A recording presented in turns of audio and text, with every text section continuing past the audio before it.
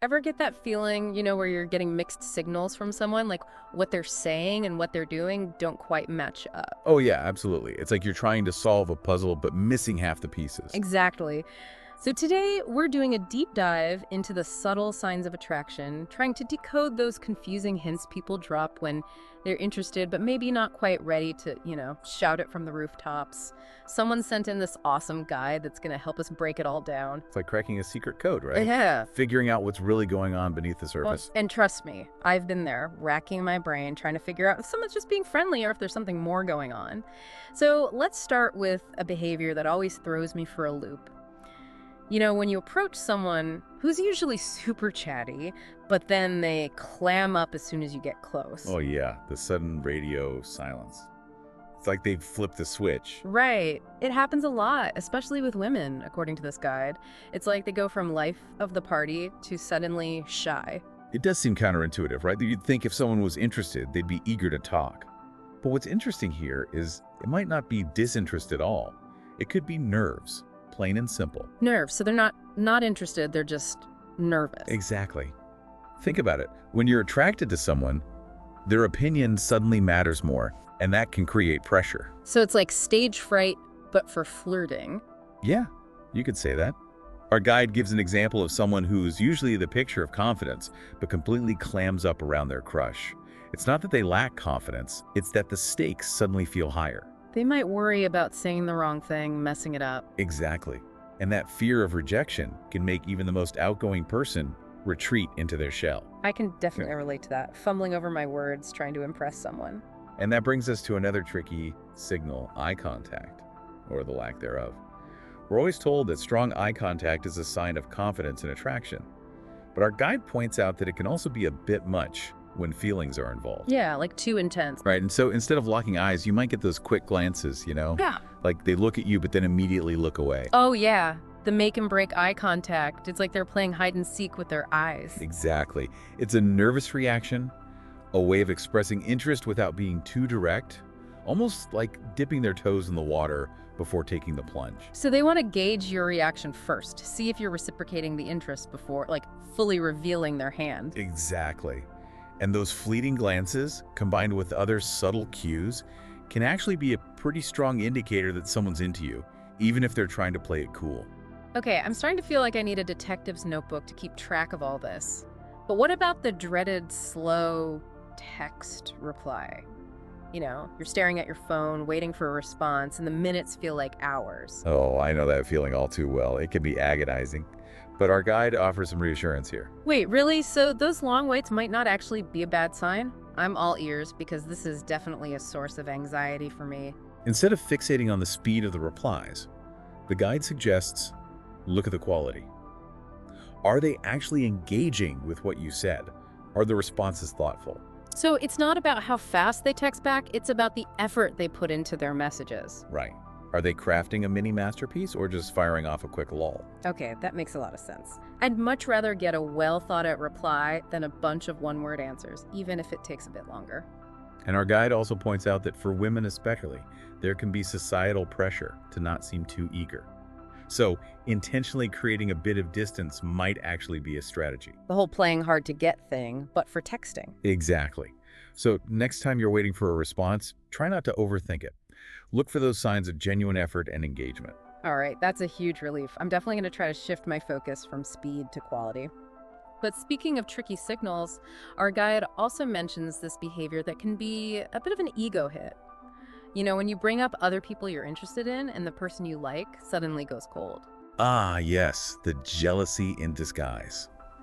It's a classic subtle sign that someone might be more invested than they're letting on. So, like, you're casually mentioning someone you find attractive and they go silent, change the subject, or just seem annoyed. Exactly. They might not be ready to admit their feelings, but their reaction speaks volumes. It's like a primal instinct, marking their territory, even if it's subconscious. It's like they want to say, hey, back off, this one's mine, but they're not quite ready to actually say it out loud. Precisely.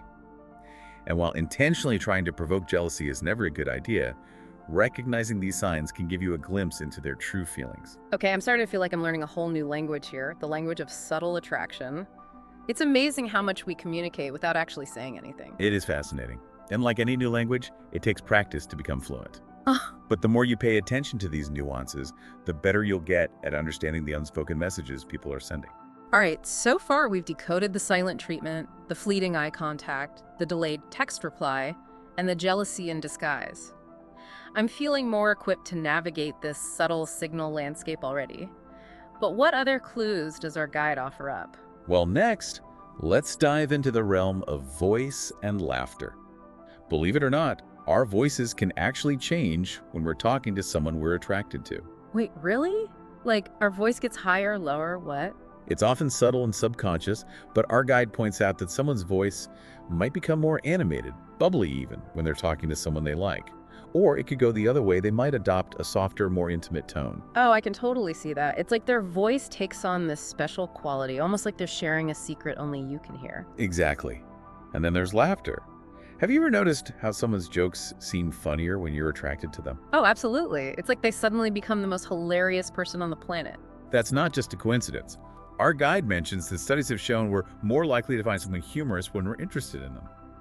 It's like our brain is giving them a comedic boost. So it's not just that they're actually funnier, it's that we perceive them as funnier because we're attracted to them. Exactly. And it goes beyond just finding them funny. Shared laughter creates a sense of connection, like you're on the same wavelength. It's like that saying, laughter is the best medicine. But in this case, it's also the best wingman. Precisely. Laughter plays a huge role in attraction, and paying attention to those moments of shared humor can be really telling. I'm officially adding laughter analysis to my detective toolkit. This is also eye-opening. It really makes you realize how much is communicated beneath the surface. But you know, we've covered a lot of ground in this first part of our deep dive. When we come back, we'll uncover even more subtle signs of attraction, including the effort someone puts into their appearance and the, shall we say, interesting role friends can play. So stay tuned. Welcome back. Before the break, we were talking about those little changes in voice and laughter that can hint at attraction. But our guide also dives into something I always find fascinating, how much effort someone puts into their appearance, especially if it seems like they're doing it, for you. Oh yeah, that makes sense. Like if they always seem to dress up when they know they're going to see you, even if it's just a casual thing. Exactly. Or maybe they suddenly start wearing that color you mentioned, liking, just casually dropping that in conversation a while back. Right. It's all about making a good impression. It is. And remember how we talked about nervousness earlier? When we really care about someone's opinion, we're more likely to, want to look our best for them. So it's not just about looking good in general, it's about looking good for you specifically, almost like a silent compliment saying, hey, I care what you think. I like that, a silent compliment. Yeah. It doesn't have to be a total makeover either. Sometimes it's the little things, the details that really give it away. Like maybe they never wear cologne, but now they are, and it's that scent you love. Or they did something different with their hair, not a big change, but just enough that you notice. Yes, exactly. It's those little extra efforts that show they're trying to catch your eye and that your perception of them matters. It's like they're saying, notice me, but in a subtle, stylish way. Right. And speaking of nonverbal cues, let's talk about physical touch, which, as you can imagine, can be a minefield.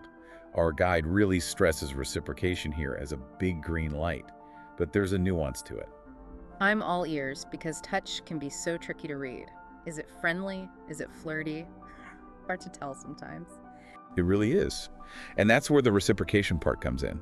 You see, the guide points out that many people, especially women, might hesitate to initiate touch for all sorts of reasons, like societal norms or just being shy. So they might not be the one to reach out first, but how they react when you do can be really telling. Precisely.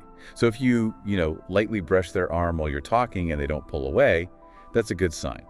And even better if they, touch back, reciprocating the gesture. So it's less about who makes the first move and more about how they respond to it. Yeah, it shows a comfort level with physical intimacy. Again, it doesn't have to be a grand gesture. Even a light brush of the hand, a playful tap on the shoulder. Those little moments of connection can reveal a lot. They're testing the waters, seeing if you're open to that kind of closeness. But of course, always respecting boundaries and personal space is key. Now, there's one more element our guide delves into that I'm really curious to get your take on the role of friends. And it's not about the friend zone in the usual sense, but more like they become spies. Ah, yes, the friend reconnaissance mission. It's a classic tactic, and to be honest, I kind of love it. Think about it this way. When someone has a crush, their friends often become invested in the potential romance too. They want to see their friend happy. Right, they're like the ultimate wingman or wingwoman. Exactly. So they become this intel gathering squad. You might run into them more often. They'll strike up conversations, maybe even slide into your DMs. Wait, really? Like, they're doing recon on behalf of their friend? Yep. They could be trying to gauge your interest, get to know you better, or even just sing their friends' praises. I can't believe I never thought of it that way. There were definitely times when my crush's friends suddenly became super chatty with me. I just thought they were being nice. Well, they might have been, but there might have also been a hidden agenda, trying to figure out if you're a good match for their friend. Wow, I feel like I'm seeing the bigger picture now. All these subtle signs, it's like a whole secret language woven into our social interactions. It is. It's like we're all subconsciously communicating through these little gestures, tones of voice, even tiny actions. Mind-blowing. But why is it so important to decode all this anyway? Wouldn't it be easier if everyone just, said what they meant? Direct communication is great, don't get me wrong, but the reality is we don't always operate that way, especially when it comes to attraction, especially in the early stages. People often rely on these subtle cues to test the waters without the risk of, outright rejection. So instead of dismissing these signals as just random quirks, we should be paying attention, trying to figure out what they might mean. Exactly. It's all about developing that emotional intelligence, becoming more tuned in to those nonverbal forms of communication. Think of it like a superpower. The power to read between the lines. I like it. But like any superpower, you got to use it responsibly. We don't want to overanalyze every little thing or jump to conclusions. It's about finding that balance between observation and intuition. So we're like detectives gathering evidence, but we also need to trust our gut feeling. Precisely. Both our heads and our hearts are involved in navigating these complexities of human connection. Now, our guide actually poses a really interesting question that I'd love to hear your thoughts on. They ask, what seemingly negative behaviors might actually be signs of positive feelings in other areas of life? Ooh, that's a good one.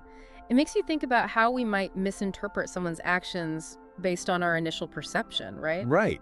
It challenges us to consider the context and look deeper than just the surface. Like, maybe someone who comes across as overly critical is actually just trying to help us improve. Or someone who seems distant is actually struggling with their own insecurities and it has nothing to do with us. Yes. There's so much happening beneath the surface, so much more to the story than we often realize. It's like we're all sending out these mixed signals, and the more we understand the language, the better we'll be at connecting with each other. And that's what makes this whole exploration so fascinating.